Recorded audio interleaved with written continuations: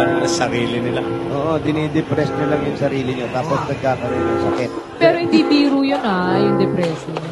Oo, hindi. Bakit? Bakit? Eh, kasi syempre marami nakakaranas sa ganun, lalo na sa mga kabataan. Kaya dapat Totoo. kapag merong nakakaranas sa ganun, bigyan natin ng support. Moral support. Hindi, kasi Kasi mahirap Huwag din niyo to. suportahan. Gawa-gawa lang niya.